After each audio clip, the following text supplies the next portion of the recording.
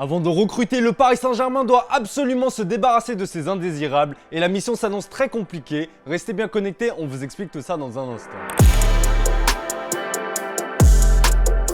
Bonjour à toutes et à tous et bienvenue dans ce nouveau JT Foot Mercato. Chaque été c'est la même chanson, le PSG cherche à tout prix à dégager ses indésirables, mais ces derniers s'accrochent à leur contrat en or.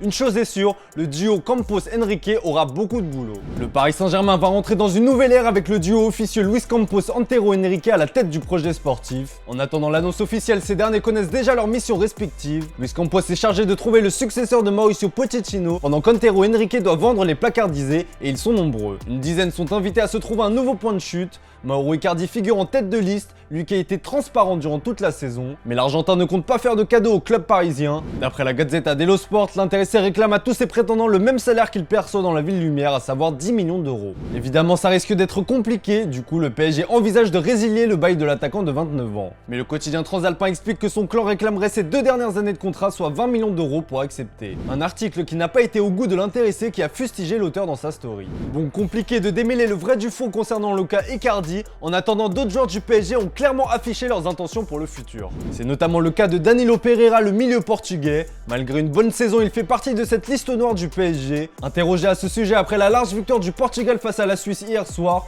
l'intéressé a confirmé son intention de rester. J'ai réalisé une bonne saison individuellement, je suis satisfait de mon bilan et je n'ai pas envie de partir. J'espère qu'on fera mieux la saison prochaine. Ça sera plus facile avec Kylian Mbappé, c'est super qu'il reste. L'Espagnol Ander Herrera lui aussi assuré à 100% qu'il sera parisien la saison prochaine, alors qu'il était lié à des rumeurs d'un retour dans son ancien club de l'Athletic. Enfin, le défenseur Abdou Diallo a quant à lui été plus évasif sur son avenir. Le joueur de 26 ans a confié vouloir du temps de jeu et qu'il étudierait la meilleure option possible.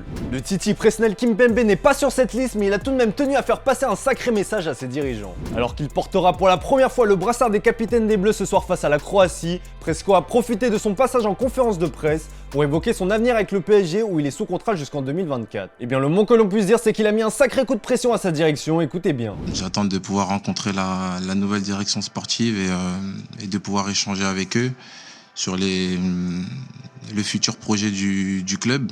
Ça m'intéresse et voilà, je pense qu'il va falloir discuter assez rapidement. Question du jour les amis, est-ce que vous comprenez la sortie de Presco? Est-ce que selon vous le PSG doit-il tout faire pour le prolonger ou le laisser filer à Chelsea qui en a fait l'une de ses priorités? Comme d'habitude, on attend vos avis dans les commentaires. Hier, je vous demandais si le Barça devait conserver ou vendre Frenkie de Jong. Eh bien vous êtes beaucoup à penser que vendre le néerlandais serait une erreur au vu de son potentiel.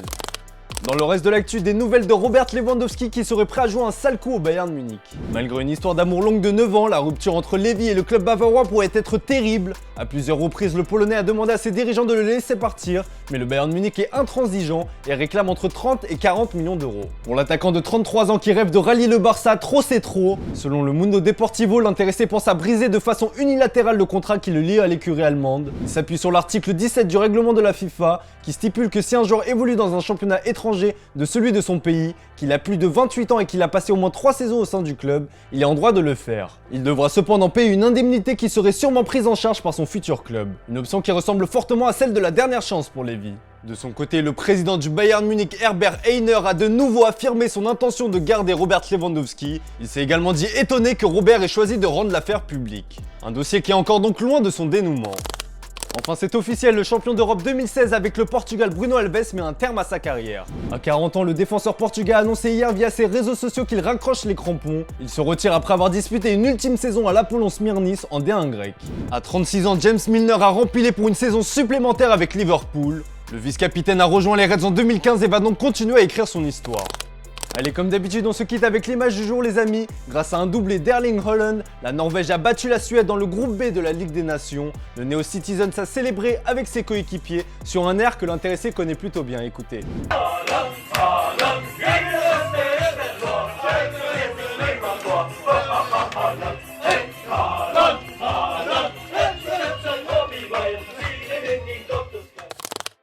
Voilà, c'est tout pour aujourd'hui. Merci pour votre fidélité. Bonne soirée à vous. On se retrouve dès demain pour un nouveau JT Foot Mercato.